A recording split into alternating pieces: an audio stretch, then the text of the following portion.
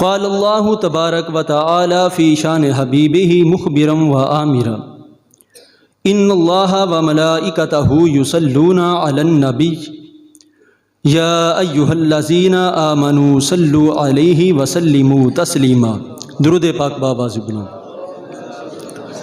الصلاۃ والسلام علیک یا سیدی یا رسول اللہ، الصلاۃ والسلام علیک یا سیدی یا حبیب اللہ، الصلاۃ والسلام علیک یا سیدی یا رحمۃ للعالمین، الصلاۃ والسلام علیک وعلی آلک واصحابک یا سیدی یا محمد الرسول اللہ صلی اللہ علیہ وآلہ وسلم۔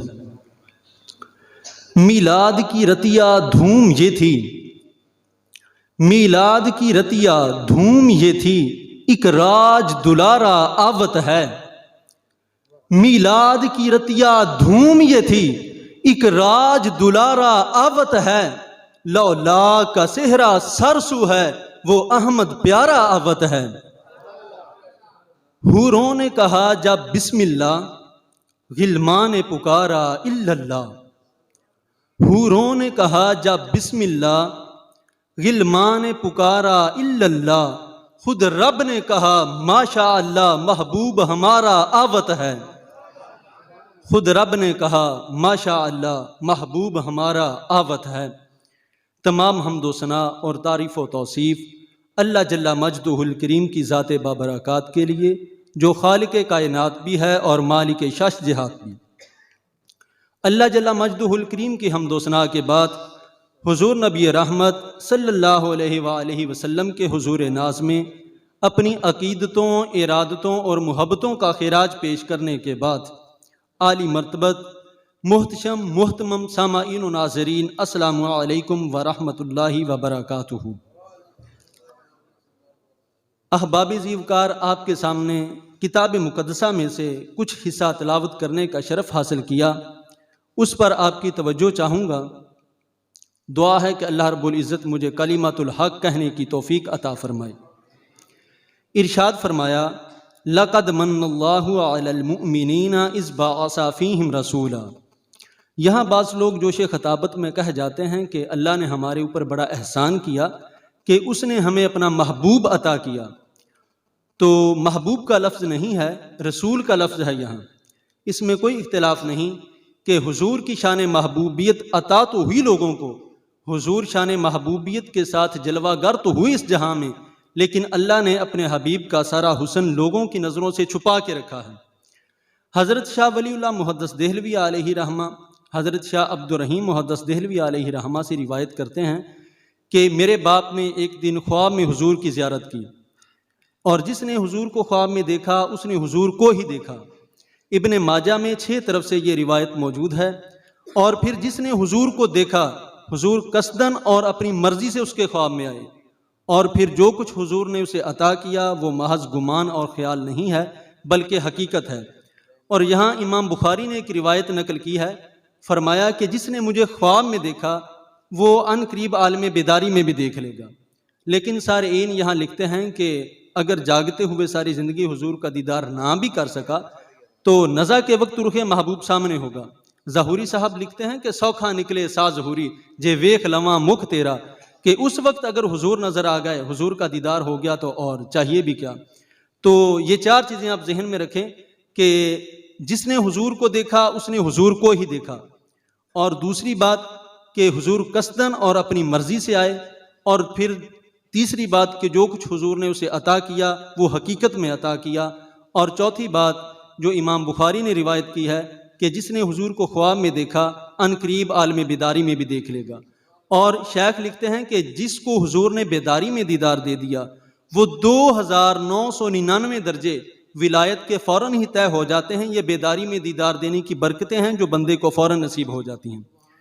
تو شاہ عبد الرحیم محدث دہلوی علیہ رحمہ کہتے ہیں کہ میں نے خواب میں حضور کی زیارت کی اور عرض کی حضور فرمان ہے آپ کا ہی کہ انا املا و اخی یوسف و اصبہ، کہ میں نمکین حسن والا ہوں اور میرا بھائی یوسف میٹھے حسن والا ہے۔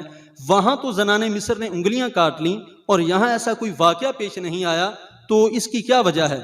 تو حضور علیہ الصلوۃ والتسلیم نے ارشاد فرمایا کہ اے عبد الرحیم، اللہ نے اپنی غیرت کی وجہ سے میرے حسن کو لوگوں کی نظروں سے چھپا کے رکھا ہے۔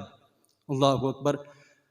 تو اللہ نے میرے حسن کو لوگوں کی نظر، کوئی محب نہیں چاہتا نا کہ میرا محبوب کوئی دیکھے۔ قتیل شفائی نے کہا تھا کہ اس حد تک بڑھ گئی ہے بے اعتمادی کہ تجھ کو تجھ سے بھی چھپانا چاہتا ہوں، تو اس نے بھی یہ نہیں چاہا، تو اللہ نے اپنی غیرت کی وجہ سے میرے حسن و جمال پہ پردے ڈالے، اور 70,000 پردے بشریت کے صوفیہ فرماتے ہیں کہ حضور کے جمال پہ تھے، اور اس کے باوجود بھی نہیں دیکھا جاتا۔ صرف آپ اندازہ لگائیں کہ 25 کے قریب صحابہ ہیں جو حضور کا حلیہ بیان کر لیتے تھے، 25 نہیں تو 30 لگا لیں، اس سے زیادہ ان کی تعداد نہیں تھی، جبکہ آپ جانتے ہیں کہ صحابی ہوتا ہی وہ ہے کہ جس نے حضور کے چہرہ نور کو دیکھا ہو۔ لیکن وہ ایک دوسرے سے پوچھتے تھے، بتاؤ نا حضور کیسے تھے؟ وہ کہتے ہیں کیا تم نے نہیں دیکھا؟ کہا کب دیکھا ہے، دیکھ کر بھی نہیں دیکھا۔ اور پھر جو حلیہ بیان کر لیتے تھے انہیں ناز ہوا کرتا تھا۔ حضرت ابو طفیل رضی اللہ تعالی عنہ، یہ صحابہ میں سب سے آخر میں فوت ہوئے 110 ہجری میں۔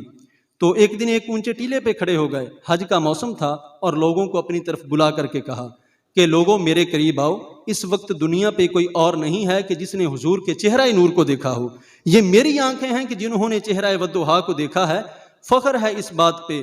وہ ذوق نے کہا تھا نا ایک دن اپنے شاگردوں سے کہ آنے والی صدیاں تم پہ ناز کریں گی یا لوگوں، تم نے ذوق کو دیکھا، ذوق سے باتیں کی ہیں۔ تو حضرت ابو طفیل نے لوگوں کو کہا کہ میرے قریب آؤ، یہ میری آنکھیں ہیں کہ جنہوں نے جمال جہاں آرا دیکھا ہے، آؤ مجھ سے پوچھو۔ تو لوگ آپ کے قریب آئے، کہا اسفی لا نن، پھر بتاؤ نا حضور کیسے تھے؟ تو حضرت ابو طفیل نے 3 لفظوں میں کہانی سنائی، کان رسول اللہ صلی اللہ علیہ وآلہ وسلم ابیض مکسدن ملیحا، کہا ایک تو گوری رنگت کے تھے، اور دوسرا درمیانی قد و قامت تھی، اور تیسرا نمکین حسن تھا۔ اللہ اکبر۔ یہ 3 لفظوں میں کہانی حضرت ابو طفیل نے سنائی، کان رسول اللہ صلی اللہ علیہ وآلہ وسلم ابیض مکسدن ملیحا۔ تو مجھے یہ ابیض سے بات یاد آئی کہ یہ دادا پوتے کا بڑا پیار ہوتا ہے نا، تو دادا کبھی کبھی اپنے پوتے کا کوئی عرفی نام رکھ لیتا ہے، اپنی طرف سے کوئی نام رکھ لیتا ہے۔ تو حضرت عبد المطلب نے بھی حضور علیہ السلام کا ایک عرفی نام رکھا ہوا تھا، اور وہ یہی تھا ابیض۔ وہ جب بھی حضور کو پکارتے تو ابیض کہہ کر پکارتے کہ او گوری رنگت والے، اللہ اکبر۔ تو یہ کہہ کر وہ حضور کو پکارتے، اور حضور کے چچا جناب ابو طالب کے بھی ایک قصیدے کے اندر یہی الفاظ ہیں، وَأَبْيَضُ يُسْتَسْقَى الْغَمَامُ بِوَجْهِهِ۔ بارش نہیں ہو رہی تھی، لوگ آپ کے پاس آئے، کہا کہ بارش نہیں ہو رہی، تو انہوں نے حضور علیہ السلام کو پکڑا، 9 سال کی عمر ہے حضور کی، اور حضور کی مبارک پشت کعبہ کی دیوار کے ساتھ لگائی، اور اپنے رب سے کہا مالک اس کے صدقے بارش عطا فرما۔ لوگ کہتے ہیں کہ نبی کی بات کرنی ہے تو 40 سال کے بعد کی کہانی چھیڑو، حضور کی سیرت کی بات کرنی ہے تو 40 سال کے بعد کی کرو، لیکن اہل دل و نظر یہ کہتے ہیں کہ میاں سیرت کی بات بعد میں کرنا، پہلے پیدا ہوتے صورت کو تو دیکھ لو، رخ تو دیکھو، صورت تو دیکھو، رخ کے آئینے میں مصور سجا ہوا، ماتھے کی ہر لکیر پہ قرآن لکھا ہوا۔ تو رہی بات سیرت کی، تو سیرت بھی 40 سال کے بعد شروع نہیں ہوتی۔ حضرت اماں حلیمہ سعدیہ حضور کو دودھ پلاتی ہیں، حضور ایک طرف سے دودھ پی لیتے ہیں اور پھر وہ دوسری جانب پیش کرتی ہیں تو حضور رخ پھیر دیتے ہیں۔ یہ بتلانا تھا کہ میرا اور بھائی ہے، اور میں یہاں عدل و انصاف کا سبق پڑھانے آیا ہوں، میں کسی کا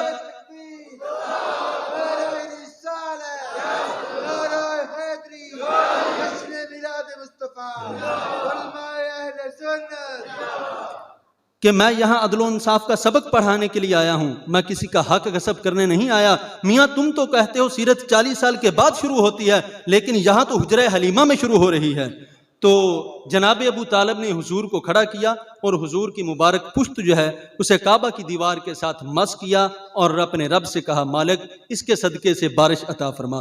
تو فوراً چھم چھم بارش اتری۔ تو پھر انہوں نے ایک طویل قصیدہ لکھا جس کا یہی شعر ہے، وَأَبْيَضُ يُسْتَسْقَى الْغَمَامُ بِوَجْهِهِ، کہا کہ یہ میرا گوری رنگت والا بھتیجا ہے، اس کے چہرے کی برکت سے بارش اترتی ہے۔ اللہ اکبر۔ حضرت انس بن مالک رضی اللہ تعالی عنہ فرماتے ہیں کہ حضور منبر فراز تھے، ایک شخص کھڑا ہو گیا، عرض کی حضور ہم ہلاک ہو گئے، بارش نہیں ہو رہی، قحط سالی ہے، دعا فرمائیے۔ تو حضور علیہ الصلوۃ والتسلیم نے بارش کی دعا کے لیے ہاتھ اٹھائے۔ تو حضرت انس کہتے ہیں کہ میں صحن میں بیٹھا ہوا تھا، تو میں نے آسمان کی جانب نظر اٹھا کر کے دیکھا تو وہاں ایک ٹکڑا بھی بادل کا موجود نہیں تھا۔ تو جب حضور علیہ السلام نے بارش کی دعا کے لیے ہاتھوں کو اٹھایا تو فوراً سے بادل کا ایک ٹکڑا آیا اور پورے مدینہ میں پھیل گیا، اور اسی وقت بارش برسنا شروع ہوئی. اتنی بارش ہوئی کہ مسجد نبوی کی چھت ٹپکنے لگی اور بارش کے تازہ قطرے حضور کی مبارک داڑھی پر گر رہے تھے. اور پھر میں نے حضور کے دانتوں کو مسکراتے ہوئے دیکھا ہے. اور پھر حضور بیٹھ گئے اور فرمایا کہ کوئی ہے جس کو میرے چچا کے شعر یاد ہوں؟ تو حضرت علی رضی اللہ تعالی عنہ پاس کھڑے تھے. عرض کی حضور آپ کی مراد شاید ان شعروں میں ہے. اور پھر یہی شعر اس وقت دوبارہ پڑھے گئے. وَأَبْيَضُ يُسْتَسْقَى الْغَمَامُ بِوَجْهِهِ.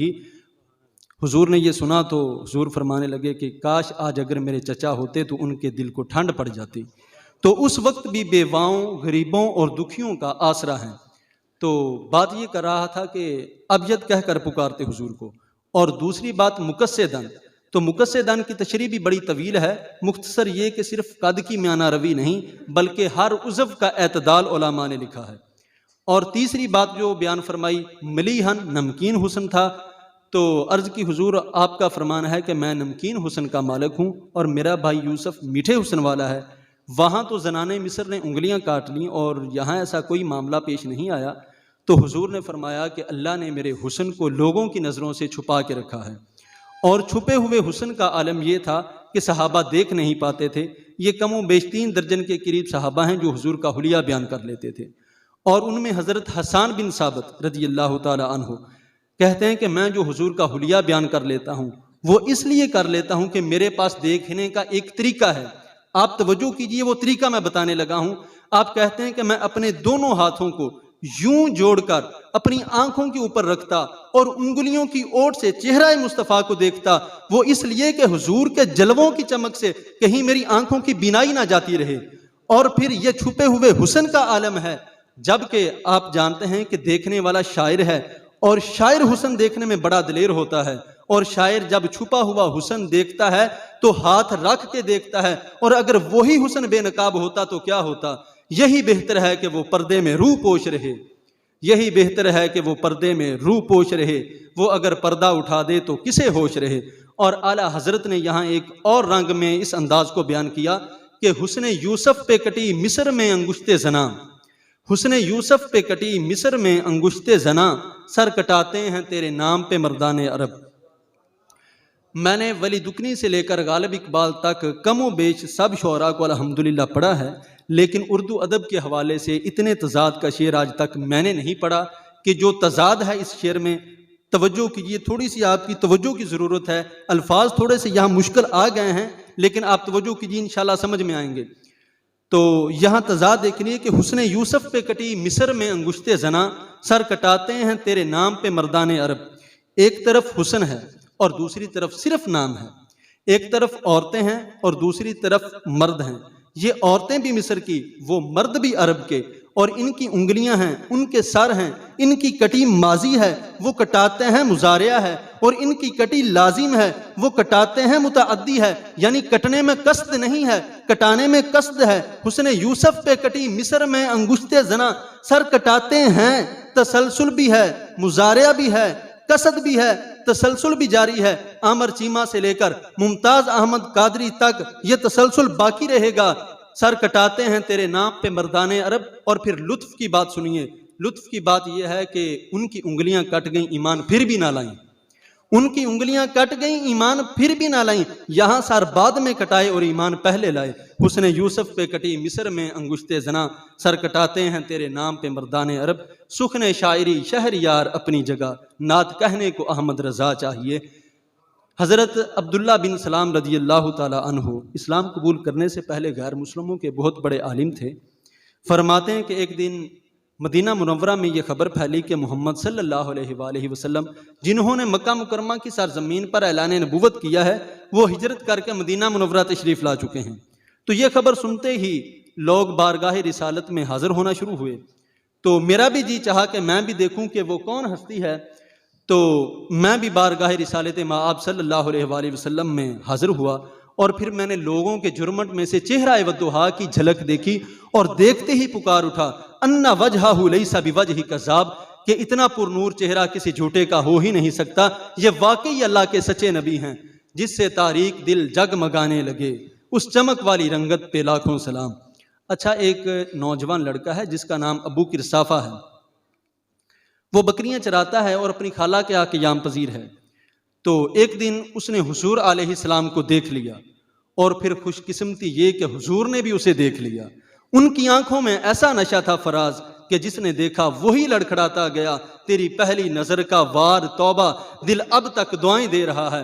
تو اب اس کو سب بکریاں بھول گئیں، وہ بکریاں لاتا ہے اور چراغاں میں چھوڑتا ہے اور جا کر مجلس رسول میں بیٹھ جاتا ہے۔ تو ایک دن اس کی خالہ کو پتہ چلا کہ یہ تو سارا دن وہاں بیٹھا رہتا ہے، تو اس نے بلایا اور کہا کہ آج کے بعد تم وہاں نہیں جاؤ گے، سختی سے منع کر دیا۔ اب ایک دن تو کاٹا، 2 دن تو کاٹے، لیکن برداشت نہیں ہوتا۔ تو ایک دن آئے اور آ کر اپنی ماں کو اور اپنی خالہ کو بٹھایا اور کہا کہ ٹھیک ہے میں آپ کی بات مان لوں گا، لیکن ایک بات آپ میری مان لیں۔ کہا کیا؟ کہا ایک بار میرے ساتھ چلو تو صحیح، اس کے بعد اگر آپ نے روکا تو میں رک جاؤں گا، لیکن ایک بار آپ نے میرے ساتھ جانا ضرور ہے۔ تو انہوں نے کہا ٹھیک ہے ہم چلے جاتے ہیں۔ خیال تھا کہ ہم اس کے ساتھ چلے جائیں گے اور اس کو پھر زور بھی نہیں دینا پڑے گا کہ اس کی جو شرط ہے وہ پوری ہو جائے گی، حامی بھر لی۔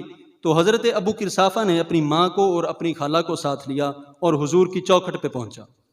کچھ دیر وہاں بیٹھے اور پھر وہاں سے واپس پلٹے تو بے چینی ایسی تھی کہ پتہ نہیں اب لوگ یہ کیا بولتے ہیں، میری ماں کیا بولتی ہے، میری خالہ کیا بولتی ہے، کیونکہ اس کا اپنا مستقبل بھی تو اسی پہ لگا ہوا تھا نا۔ بار بار یہ خیال تھا کہ پتہ نہیں میری ماں کیا بولتی ہے، میری خالہ کیا بولتی ہے۔ تو ابو قرصافہ کی خالہ نے بول کر کے کہا ما رأینا مثل ھذا الرجل، کہ زندگی میں ایسا سونا بندہ دیکھا ہی نہیں ہے۔ لکھاں لوگ آئے زمانے تے محبوب خدا جیا کوئی نہیں، لکھاں سونے بن بن بہندے نے او دی خاکے پا جیا کوئی نہیں۔ اور اعظم چشتی مرحوم ساری زندگی حیرت میں گزار دیتے ہیں اور کہتے ہیں کہ سمجھا نہیں ہنوز میرا عشق بے ثبات، سمجھا نہیں ہنوز میرا عشق بے ثبات، تو کائنات حسن ہے یا حسن کائنات۔ اور پھر کہا احسن وجہن، ابو قرصافہ کتنا سونا چہرہ تھا، ولا ان کا ثوبن، اور کپڑے کتنے سونے تھے۔ کہا کہ میں نے آج تک اتنے سونے کپڑے پہنے ہوئے بھی کسی کو نہیں دیکھا۔ اور پھر تیسری بار فرمایا ولا آل ینا کی لامن، اور جتنی میٹھی باتیں کرتا تھا، شہد ٹپکتا تھا اس کے لہجے سے، اللہ اکبر، اس کے لہجے سے شہد ٹپکتا تھا۔ تینوں سینے دی میں ٹھنڈ آکھاں، شہد گلاب تے کھنڈ آکھاں، تینوں نبیاں دا میں لاڑا آکھاں، تیرے ہجر دے وچ میں ہاڑا آکھاں۔ کہا ابو قرصافہ آج کے بعد ہم تجھے نہیں روکیں گے، تو سویرے جایا کر، تو شام جایا کر، تو دوپہر کو آیا کر، تو جی بھر کے محمد کے چہرے کو دیکھا کر۔ مکھ چند بدر شاشانی ہیں، متھے چمک دی لاٹ نورانی ہیں، کالی زلف تے اکھ مستانی ہیں، مخمور اکھیں ہن مد بریاں، دو ابرو کوس مثال دے سن، دو ابرو کوس مثال دے سن، جن تھی نوک میجا دے تیر چھٹن، لباں سرخ آکھاں کے لال یمن، چٹے دند موتی دیاں ہن لڑیاں۔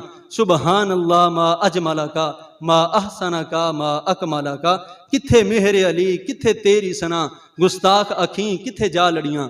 ابو قرصافہ کی خالہ پہلے تو کہتی ہے کہ جاتا کیوں ہے، اب اس کی اپنی کہانی کہ سودا لینے کے لیے بازار گئے، ہاتھ اس کے بکے جس کے خریدار گئے۔ تو کہا کہ اتنا سونا کلام کرنے والا بھی میں نے آج تک نہیں دیکھا۔ اور پھر کہا ابو قرصافہ کیا کہوں، مجھے تو یوں لگتا تھا کہ اس کے چہرے میں سورج گھوم رہا ہو، اتنا حسین تھا، اتنا سونا تھا۔ اور یہاں مجھے حضرت امام زرقانی یاد آئے کہ آپ نے ایک بڑا خوبصورت واقعہ لکھا ہے۔ فرماتے ہیں کہ ایک دن حضور اپنی مدنی زندگی میں سیر کرتے ہوئے مدینہ سے کچھ فاصلے پر چلے گئے، تو وہاں ایک قافلہ والوں نے پڑاؤ کیا ہوا تھا اور ان کے اونٹ چر رہے تھے، اور ان میں سے ایک سرخ رنگ کا اونٹ حضور کو پسند آ گیا۔ اگر آپ میں کوئی یہ بندہ بات جانتا ہو تو وہ بخوبی سمجھ سکتا ہے کہ عرب کے لوگ سرخ اونٹ کو کتنی اہمیت دیتے ہیں۔ تو ان میں سے ایک سرخ رنگ کا اونٹ حضور کو پسند آ گیا، اور حضور نے ان سے پوچھا کہ بھئی یہ اونٹ بیچتے ہو؟ انہوں نے بیچنا تھا یا نہیں بیچنا تھا، جب حضور نے پوچھا تو کہا جی بیچتے ہیں۔ میرے شیخ کہتے ہیں کہ میں دل ویچاں، میں جگر ویچاں، جے پیارا محمد آ جاوے، نہیں میں اپنا سارا گھر ویچاں جے پیارا محمد آ جاوے۔ تو انہوں نے بیچنا تھا یا نہیں بیچنا تھا، تو جب حضور نے پوچھا تو کہا جی بیچنا ہے۔ کہا کتنے کا؟ کہا اتنے کا، سودا طے ہو گیا۔ تو حضور علیہ الصلوۃ والتسلیم نے ان سے اونٹ لیا اور حضور فرمانے لگے بھئی دیکھو میں یہاں کوئی تاجرانہ غرض سے تو نہیں آیا تھا کہ جو قیمت ساتھ لاتا، بس سیر کرتے ادھر آ نکلا اور یہ اونٹ مجھے پسند آیا اور میں نے اس کا سودا طے کر لیا، اور اگر آپ اجازت دیں تو میں اونٹ لے جاؤں اور اس کی قیمت میں اپنے شہر جا کر کے واپس بھیج دیتا ہوں۔ تو انہوں نے کہا کہ ٹھیک ہے، میں یہ سودا منظور ہے۔ تو حضور علیہ السلام نے اونٹ لیا اور وہاں سے چلے۔ جتنی دیر تک تو حضور نظر آتے رہے، وہ دیکھتے رہے، اور جب آنکھوں سے اوجھل ہو گئے اور اپنے دلوں پہ ہاتھ رکھ کے کھڑے ہو گئے۔ تھوڑی دیر کے بعد جب سکتے سے باہر آئے تو ایک دوسرے سے پوچھنے لگے، یار ایک بندہ آیا اور تم سے اونٹ لے کر کے چلا گیا اور تم میں سے کسی نے اس کا نام پتہ بھی نہیں پوچھا۔ اور یہ بات واضح اور حقیقت ہے کہ اگر کسی کے ساتھ کوئی نقد سودا طے کریں تو اس کا عطا پتہ نہیں پوچھا جاتا، اور اگر کسی سے ادھار کریں پھر یا تو آپ اسے جانتے ہوتے ہیں، یا درمیان میں کوئی ضامن ہوتا ہے، یا پھر اس کی کوئی چیز گروی رکھ لی جاتی ہے۔ تو کہا کہ ایک آدمی آیا اور تم سے ایک اونٹ لے کر کے چلا گیا، اور وہ اونٹ بھی بڑا قیمتی تھا، اور تم نے اس کا نام پتہ بھی نہ پوچھا، اور درمیان میں کوئی ضامن بھی نہیں ہے، اور اس کی کوئی چیز بھی گروی نہیں رکھی، تو تم لوگوں کی پردوں پہ عقلوں پہ پردہ آ گیا تھا کہ تم نے کسی نے اس کا نام پتہ بھی نہ پوچھا۔ تو ان میں سے ایک نے بول کر کے کہا کہ یار جب وہ بات کرتا تھا تو لبوں سے پھول جھڑتے تھے، اذا تکلم رویا کالنور یخرج من بین سنایا ہو۔ اور دوسرا کہنے لگا کہ یار جب وہ مسکراتا تھا تو سامنے والے پہاڑوں پہ عکس پڑتا تھا، اذا ضاحک یتلالا فی الجدر۔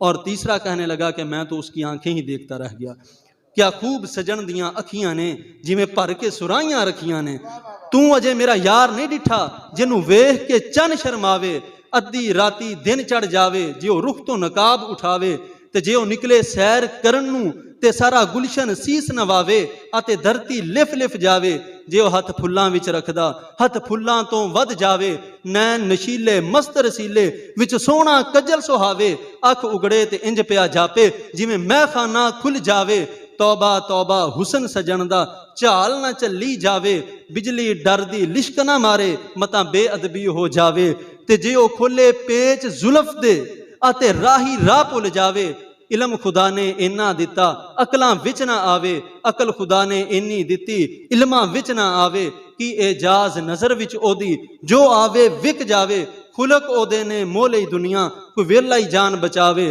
آزم ایڈا سونا ماہی سنو کدھرے نظر نہ آوے۔ تو کہا کہ تم اس کے حسن میں کھوئے رہے اور وہ تم سے ایک قیمتی اونٹ ہتھیا کے لے گیا۔ جب اس نے یہ بات کی نا کہ وہ قیمتی اونٹ ہتھیا کے لے گیا، تو یہ وفد طارق تھا، اور اس وفد کے سردار کی بیوی جو کہ اب تک خاموش بیٹھی تھی، اس نے خیمہ کا پردہ سرکایا اور کہا انا ضامنۃ لسامان جمالکم لا یغدر بکم، خبردار اگر اس کے متعلق کوئی بات کی تو اگر وہ تمہاری قیمت دینے نہیں آیا تو قیمت مجھ سے لے لینا، میں اس کی ضامنہ ہوں۔ کہا اچھا تو اسے جانتی ہے؟ کہا واللہ میں بھی اسے نہیں جانتی۔ کہا تو پھر ضمانت کس بات کی دے رہی ہے؟ تو اس نے کہا کہ جب تم اس کے ساتھ سودا طے کر رہے تھے تو میں نے خیمے کی اوٹ سے اس کا پردہ دیکھا تھا، اس کا چہرہ دیکھا تھا، تو جس کا چہرہ اتنا سونا ہو وہ جھوٹ بول ہی نہیں سکتا، انا وجہہ لیس بوجہ کذاب، کہ اتنا سونا چہرہ کسی جھوٹے کا ہو ہی نہیں سکتا۔ تو ابھی تھوڑی دیر گزری تھی کہ وہ مدینے والے کے غلام آ گئے۔ کہا کہ وہ قافلے والے تم ہی ہو جن سے ہمارے آقا نے اونٹ خریدا ہے؟ کہا جی ہم ہی ہیں۔ کہا یہ رہی کھجوریں تمہاری ضیافت کے لیے، اور ان سے اپنی قیمت جو ہے وہ پوری کر لینا۔ کہنے لگے کہ قیمت تو ہم بعد میں پوری کریں گے، پہلے تو ہم خود بک گئے ہیں، ہمیں یہ بتاؤ کہ وہ پیارا رہتا کدھر ہے؟ تو امام زرقانی لکھتے ہیں کہ وہ سارے کا سارا قافلہ انہوں نے بتایا کہ یہی نخلستان مدینہ، یہی ڈیرا ہے اس محبوب کا۔ تو امام زرقانی لکھتے ہیں کہ وہ سارے کا سارا وفد، وہ جو وفد طارق تھا، وہ سارے کا سارا قافلہ اٹھا اور جا کر حضور کے قدموں میں بیٹھ گیا۔ تیری تک کے اداماں میں مرید ہو گئی۔ تو اتنا سونا چہرہ تھا، اتنا خوبصورت تھا، دیکھنے والے کہا کرتے ہیں اللہ اللہ، یاد آتا ہے خدا دیکھ کے صورت تیری۔ اور پھر یہاں لطف کی بات سنیے کہ جنہوں نے دور سے دیکھا انہوں نے بھی کہا سونا، اور پھر جنہوں نے قریب ہو کر دیکھا انہوں نے بھی کہا سونا، اور جنہوں نے قریب ہو کر دیکھا وہ ابو ہریرہ تھے، جنہوں نے قریب ہو کر دیکھا وہ حسان بن ثابت تھے، جنہوں نے قریب ہو کر دیکھا وہ ہند بن ابی حالہ تھے، جنہوں نے قریب ہو کر دیکھا وہ برا بن عازب تھے، جنہوں نے قریب ہو کر دیکھا وہ ابو طفیل تھے، جنہوں نے قریب ہو کر دیکھا وہ ام سلمہ تھیں، سیدہ عائشہ تھیں۔ انہوں نے کہا کل قمر لیلۃ البدر لم ارا قبلہ ولا بعدہ مثلہ۔ اور پھر انہوں نے دیکھا جنہوں نے قریب سے دیکھا، اور پھر جنہوں نے 14 صدیاں پیچھے دور سے دیکھا انہوں نے کہا مکھ چند بدر شاشانی ہیں، متھے چمک دی لاٹ نورانی ہیں، کالی زلف تے اکھ مستانی ہیں، مخمور اکھیں ہن مد بریاں۔ اور پھر جنہوں نے قریب ہو کر دیکھا انہوں نے کہا کان رسول اللہ صلی اللہ علیہ وآلہ وسلم افلج ثنیتین اذا تکلم رویا کالنور یخرج من بین ثنایاہ، اور پھر جنہوں نے 13 صدیاں پیچھے ہو کر کے دیکھا انہوں نے کہا بلبل نے گل ان کو کہا. یہ ذرا شعر کا حسن دیکھیے، یہ بریلی سے تمہارا امام بول رہا ہے. بلبل نے گل ان کو کہا، کمری نے سروے جاں فضا، حیرت نے جھنجھلا کر کہا یہ بھی نہیں وہ بھی نہیں، خورشید تھا کس زور پر کیا بڑھ کے چمکا تھا کمر، بے پردہ جب وہ رخ ہوا تو یہ بھی نہیں وہ بھی نہیں. تو جنہوں نے قریب سے دیکھا انہوں نے بھی کہا سونا، جنہوں نے دور سے دیکھا انہوں نے بھی کہا سونا. اچھا، اس کا ایک اور معنی ابھی میرے دل پہ وارد ہوا، وہ یہ کہ بعض لوگ دور سے تو بڑے بھلے لگتے ہیں اور جب ان کو قریب سے دیکھو تو وہ اچھے نہیں ہوتے. آپ کسی کے ساتھ رشتہ داری کر کے جو دیکھ لیں، کسی کے ساتھ کاروبار کر کے دیکھ لیں، آپ کسی کو رقم ادھار دے کر دیکھ لیں، ہمسائیگی میں گھر بنا کر دیکھ لیں، وہ دور سے تو بڑے بھلے محسوس ہوتے ہیں اور جب ان کے نیڑے ہو جاؤ گے تو پھر وہ اچھے نہیں ہوتے. تو وہ کسی نے کہا تھا نا کہ اس کے لہجے میں یوں تو برف تھی لیکن جو چھو کے دیکھا تو ہاتھ جل گئے. تو اگر کسی نے دور سے دیکھا تو انہوں نے بھی کہا سونا اور پھر رشتہ داری کر کے دیکھی، حتیٰ کہ سیدہ عائشہ نے نکاح کر کے دیکھا اور کہا کان خلقہ القرآن، کہ میں نے نیڑے ہو کر دیکھا ہے قرآن کا نقشہ حضور کی سیرت ہے.